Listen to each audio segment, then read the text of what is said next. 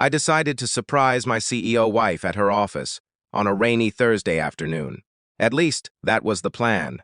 What happened next nearly destroyed me.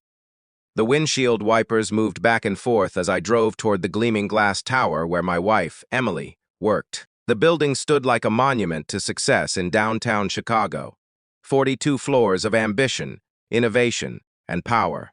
And at the very top sat Emily Carter, the youngest CEO in her company's history. I smiled as I glanced at the small paper bag on the passenger seat. Inside was her favorite lunch from a tiny deli she loved, but rarely had time to visit anymore. We'd been married for 8 years. 8 beautiful years. Lately, though, life had become busy. Her company was expanding internationally. My work as a high school teacher kept me occupied.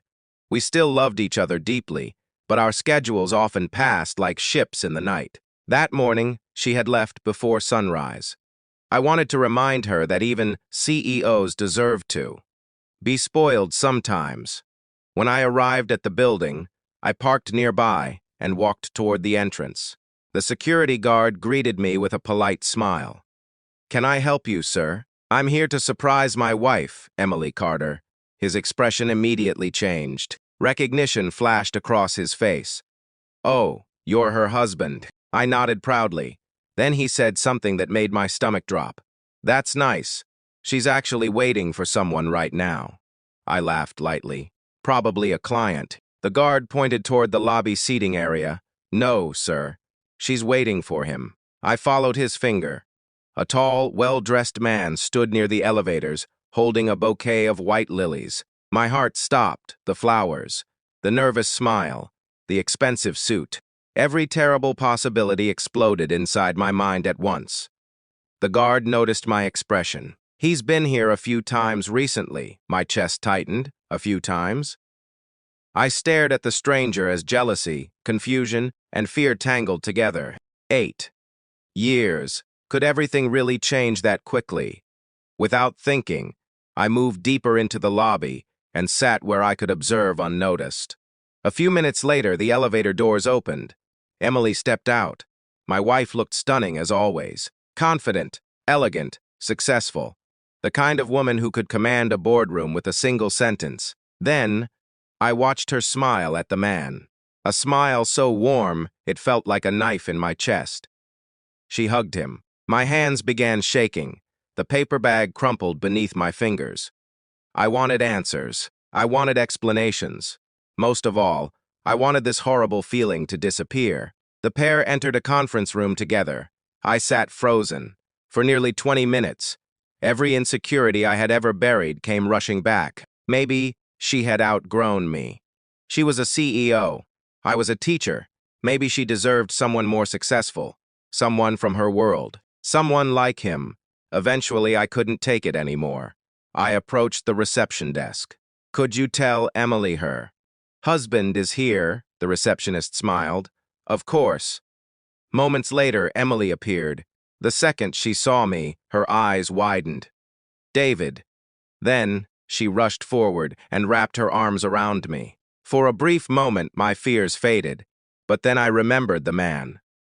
The flowers, the hug, everything. Emily immediately sensed something was wrong. What happened? I hesitated. Then, I told her. Every embarrassing suspicion, every painful assumption, every fear. As I spoke, her expression shifted from confusion to surprise. Then, unexpectedly, she laughed. Not a mocking laugh. A gentle one. "Oh, David." She squeezed my hand. "Come with me."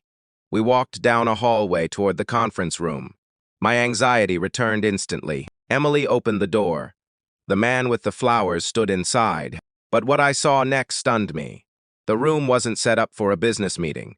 It looked more like a celebration. Colorful banners hung on the walls. Tables held food and gifts. Several employees stood chatting quietly, and seated near the window was an elderly woman in a wheelchair. Emily guided me inside. "Everyone," she announced. "This is my husband, David." The man with the flowers smiled warmly. "Nice to finally meet you." I looked between them. Completely confused, Emily turned to me. "The man you've been worrying about is Michael." Michael extended his hand. I'm the director of the Carter Foundation. I blinked. The foundation, Emily nodded. Then she pointed toward the woman in the wheelchair. That's Margaret. The elderly woman smiled. Tears already shimmered in her eyes. Emily took a deep breath. 3 years ago, Margaret lost her husband.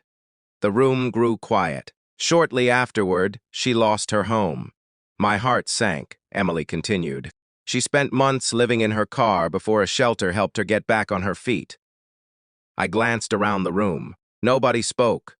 Everybody listened. Emily smiled softly at Margaret. During that difficult period, she volunteered every single day, helping other homeless families. Margaret lowered her eyes modestly. She organized food drives, collected blankets, and spent her little money helping people who had even less. Emily turned toward me. Last year, our foundation learned about her story. Suddenly, everything began making sense. The flowers, the meeting, the secrecy, the repeated visits. Michael stepped forward. We've spent months preparing something. He handed Margaret a folder. The elderly woman's hands trembled as she opened it. Seconds later, she gasped. Then she began crying. Realizing what was happening, the entire room grew emotional. Margaret looked up. No, Emily knelt beside her wheelchair. Yes. The elderly woman covered her mouth. Inside the folder was the deed to a fully paid-for home. A home donated through Emily's foundation, a permanent home, her own home after years of uncertainty. After years of struggle, after years of putting others before herself. The room erupted into applause. Margaret sobbed openly. Employees wiped tears from their faces. Even Michael looked emotional, and standing there among them all, I felt ashamed. Not because I had loved my wife too much, but because I had forgotten who she truly was. Emily wasn't secretly meeting another man.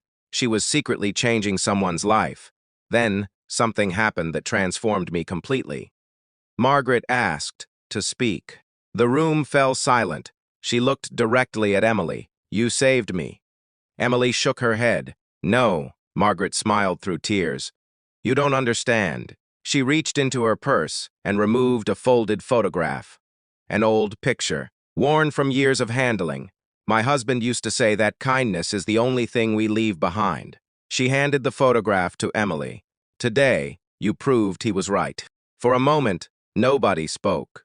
Then Emily hugged her, and suddenly every person in that room seemed connected by something bigger than success, titles, or money. Humanity, compassion, love. On the drive home, I apologized. Emily laughed softly. You don't owe me an apology. I doubted you. You worried because you care. I glanced at her. No, I smiled. I worried because I forgot how extraordinary you are. She squeezed my hand. The rain had stopped. Sunlight broke through the clouds. And for the first time all day, my heart felt light. That evening, we sat together on our porch watching the sunset. Neither of us spoke much. We didn't need to. Because sometimes the most powerful lessons come when life reminds us that appearances can be deceiving. The man with the flowers wasn't a threat. He was part of a miracle. The secret meetings weren't betrayal. They were acts of compassion. And the woman I feared I was losing turned out to be someone worth admiring even more than before. The truth is that the world often teaches us to measure success by wealth, status, or power. But real success is measured differently. It's found in the lives we touch, the burdens we lighten, the hope we give away. Because in the end, kindness creates a legacy that outlives every title and every achievement. And sometimes, when we think we're witnessing the end of a love story, we're actually witnessing the beginning of something far more beautiful. A reminder that the greatest gift one human being can offer another is simple: to see someone who is struggling and choose to help them stand again.